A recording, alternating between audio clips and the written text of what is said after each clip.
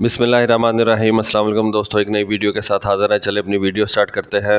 लगता है कि दुनिया को तुर्की के ड्रोन बहुत ज़्यादा पसंद आ गए हैं। अब इराक ने यह ऐलान किया है कि वो तुर्की से 12 अटैक हेलीकॉप्टर्स, जो कि पाकिस्तान भी ले रहा है, T-129 अटैक हेलीकॉप्टर्स, उसके अलावा 6 coral mobile electronic warfare systems और बेरख्तार अनमैन्ड ड्रोन जो है वो खरीदने जा रहा है। बेरख्तार अनमैन्ड ड्रोन वही हैं जो अज़रबैजान ने आर्मीनिया के खिलाफ जंग में इस्तेमाल किए, और इस वक्त इन बेरख्तार ड्रोन्स को दुनिया की काफ़ी ज़्यादा कंट्रीज़ इस्तेमाल कर रही हैं, जिनके अंदर अज़रबैजान, लिबिया, पोलैंड, कतर, तुर्की और यूक्रेन शामिल हैं। तुर्की का अनका ड्रोन जो है वो भी बहुत ज़्यादा मशहूर है, लेकिन मेरा ख्याल है कि ये जो बेरख्तार ड्रोन है ये इस वक्त तुर्की का सबसे हॉट सेलिंग आइटम है। 6 कंट्रीज़ इसको इस्तेमाल कर रही हैं, 7वीं कंट्री भी इसको अब परचेज करने जा रही है। जैसा शायद आपको पता हो कि इस वक्त तुर्की के अंदर एक डिफेंस एग्जीबिशन चल रहा है, वहाँ पर मुख्तलिफ ममालिक के लोग आ रहे हैं। दुनिया की मुख्तलिफ डिफेंस कंपनीज ने वहाँ पे स्टॉल्स अपने लगाए हुए हैं। इसी एग्जीबिशन के दौरान इराक के डिफेंस मिनिस्टर ने भी विजिट किया। वहाँ पे उन्होंने ऐलान किया कि इराक तुर्की से मुख्तलिफ चीज़ें लेने जा रहा है, जिनके अंदर बेरख्तार ड्रोन्स शामिल हैं, इलेक्ट्रॉनिक वॉरफेयर इक्विपमेंट शामिल है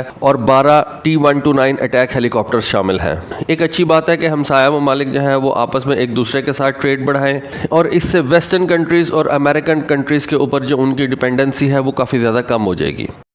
अगली खबर जो है वो इंडियन कोस्ट गार्ड के हवाले से है। इंडियन कोस्ट गार्ड ने अपनी 7वीं Vikram class offshore patrol vessel को कमीशन कर लिया है। एक सेरेमनी कंडक्ट हुई थी 28 अगस्त को, जिसके अंदर इंडिया के डिफेंस मिनिस्टर ने हिस्सा लिया और उन्होंने इस 7वीं ऑफशोर पेट्रोल वेसल को इंडियन कोस्ट गार्ड के हवाले किया। इस Vikram class offshore patrol vessel को नाम दिया गया है विग्राहा, जिसका मतलब है free of any kind of bondage. इस ऑफशोर पेट्रोल वेसल को विशाखापट्टनम आंध्र प्रदेश में रखा जाएगा और इसकी जिम्मेदारी इंडिया के ईस्टर्न सी बोर्ड के ऊपर होगी। इस पेट्रोल वेसल की लंबाई तकरीबन 98 मीटर्स की है।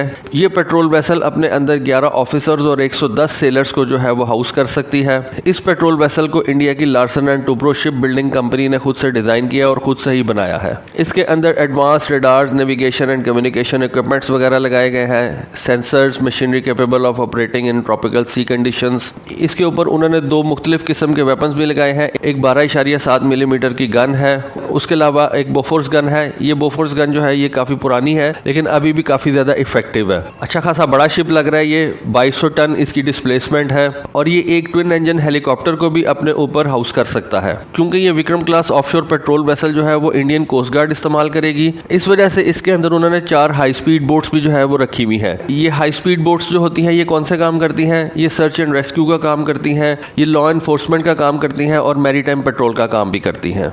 ये ऑफशोर पेट्रोल वेसल जो है ये पोल्यूशन रिस्पांस इक्विपमेंट को भी लेके जा सकती है, यानी कि अगर समंदर के अंदर कोई ऑयल स्पिल हो जाए तो उसको साफ करने के लिए जो इक्विपमेंट दरकार होता है ये वेसल उसको भी लेके जा सकती है। इस ऑफशोर पेट्रोल वेसल की स्पीड तकरीबन 26 नॉटिकल माइल्स है और ये 5000 नॉटिकल माइल दूर तक जा सकती है। अगली खबर जो है वो भी इंडियन नेवी के हवाले से है। इंडिया की डिफेंस मिनिस्ट्री ने एक RFI इशू किया है। RFI से मुराद रिक्वेस्ट फॉर इंफॉर्मेशन, जिसके तहत इंडियन मिनिस्ट्री ऑफ डिफेंस ने कहा है कि उनको 3 से 4 used mine counter measure vessels जो है वो रिक्वायर है।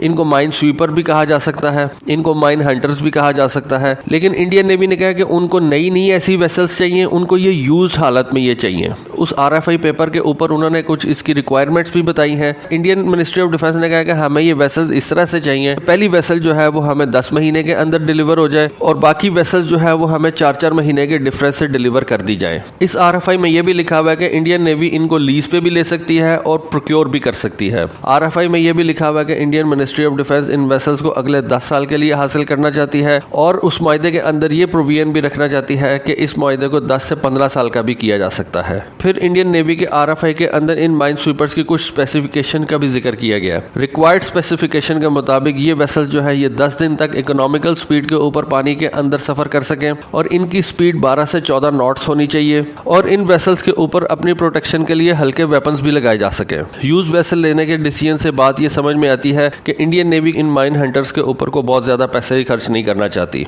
लेकिन 4 माइन हंटर्स लेने का मतलब यही है कि इंडियन नेवी को यह खतरा है कि उसके पानियों के अंदर कोई अपनी माइंस जो है वो ले कर जाएगा और जो उसके बाकी शिप्स की मूवमेंट के लिए जो है वो खतरनाक साबित हो सकती हैं। अगली खबर जो है वो जापान की डिफेंस मिनिस्ट्री के हवाले से रिलीज की गई कुछ तस्वीरों के ऊपर है। जापान की मिनिस्ट्री ऑफ डिफेंस ने कुछ फुटेजेस रिलीज की हैं जिसमें उन्होंने चीन के बने हुए 2 नए मेल ड्रोन्स को दिखाया है। 3 दिन के अंदर 3 ऐसे मुख्तलिफ वाकयात हुए कि जब जापान की डिफेंस फोर्सेस को अपने F-15 जहाजों को जो है वो हवा के अंदर भेजना पड़ा और इन F-15 ने इन चाइनीज ड्रोन को जाके इंटरसेप्ट किया। ये चाइनीज ड्रोन जो थे ये न्यूट्रल वाटर्स के अंदर थे, इन्होंने जापान की किसी टेरिटरी के अंदर इनकर्जन नहीं की। ये ड्रोन्स इंटरनेशनल वाटर्स के ऊपर उड़े थे, लेकिन फिर भी जापान ने अपने F-15 को भेज के इन ड्रोन्स को इंटरसेप्ट किया। इन ड्रोन्स की उन्होंने कुछ तस्वीरें और कुछ फुटेजेस जो है वो रिलीज की हैं। इन फुटेजेस और इन तस्वीरों के अंदर देखा जा सकता है कि ये 2 मुख्तलिफ किस्म के ड्रोन्स हैं। एक ड्रोन है TB001 और दूसरा ड्रोन है BZK005। ये जो TB001 ड्रोन है इसको उन्होंने नाम दिया हुआ है स्कॉर्पियन का। ये एक स्ट्राइक केपेबल ड्रोन है, ISR का काम भी कर सकता है, इंटेलिजेंस, सर्वेलेंस और रिकॉनेसेंस का काम भी कर सकता है। ये बेसिकली एक ट्विन इंजन ड्रोन है, डबल टेल ड्रोन है। इसका जो मैक्सिमम टेक ऑफ वेट है वो तकरीबन 2.8 टन का है और इसकी रेंज जो है वो 3700 मील की है। आप रफली कह सकते हैं कि ये 8000 किलोमीटर दूर तक जा सकता है और इसके विंग्स के नीचे आप बॉम्ब्स और मिसाइल्स वगैरह भी लगा सकते हैं। ये जो दूसरा ड्रोन है BZK005, ये भी एक मेल ड्रोन है, यानी कि medium altitude long endurance drone है। इस ड्रोन को Beijing university of aeronautics and astronautics and Harbin aircraft industry ने मिलकर बनाया है। BZK005 ड्रोन जो है ये तकरीबन 8000 मीटर की बुलंदी के ऊपर जा सकता है, 40 घंटे तक ये हवा के अंदर रह सकता है और इसकी रेंज और एल्टीट्यूड के बारे में समझा यह जाता है कि ये प्रीडेटर ड्रोन को मैच करता है। ये जो BZK005 ड्रोन है इसके ऊपर आप देख सकते हैं कि इसके ऊपर सैटेलाइट कम्युनिकेशन के लिए भी सिस्टम रखा गया है, यानी कि इसको सैटेलाइट के जरिए से भी कंट्रोल किया जा सकता है। दूसरी बात आप देखें कि इसके फ्रंट सेक्शन के नीचे आपको एक रेडार सा नजर आ रहा होगा। ये बेसिकली सिंथेटिक अपर्चर रेडार है। इस ड्रोन के बारे में समझा यह जाता है कि ये बेसिकली एक ISR का ड्रोन है और इसके ऊपर आप बॉम्ब्स वगैरह लेके नहीं जा सकते। इसके मिड फ्यूजलाज के नीचे आप इलेक्ट्रो ऑप्टिकल सिस्टम भी देख सकते हैं। समझा यह जाता है कि इस ड्रोन के ऊपर सिग्नल इंटेलिजेंस के सेंसर्स भी लगाए गए हैं। जैसा कि मैंने आपको बताया कि इससे आप सैटेलाइट कम्युनिकेशन भी कर सकते हैं। इस वजह से समझा यह जाता है कि ये रियल टाइम डाटा ट्रांसमिशन कर सकता है अपने बेस के ऊपर। मैं आपको काफी ज्यादा वीडियोस बना के दे चुका हूँ जिसमें मैंने आपको बताया कि समंदर इतना ज्यादा बड़ा होता है कि ये जो MPS यानी कि मैरीटाइम पेट्रोल एयरक्राफ्ट होते हैं ये समंदर को पूरे तरीके से स्कैन नहीं कर सकते और अपने समंदर की रखवाली नहीं कर सकते। इसके लिए आपको आने वाले दिनों के अंदर ड्रोन्स की जरूरत पड़ेगी और अब चाइना ने अपने ये नए ड्रोन्स जो हैं इनको इस्तेमाल करना शुरू कर दिया है और इन तस्वीरों को जापान के मिनिस्ट्री ऑफ डिफेंस ने रिलीज किया है। ये तस्वीरें जापान ने अपने F-15 के जरिए से हासिल की हैं। तो दोस्तों ये थी आज की वीडियो, होपफुली आपको अच्छी लगी होगी। कॉमेंट सेक्शन के अंदर जरूर बताइएगा। आज के लिए बस इतना ही। Thank you. Allah Hafiz.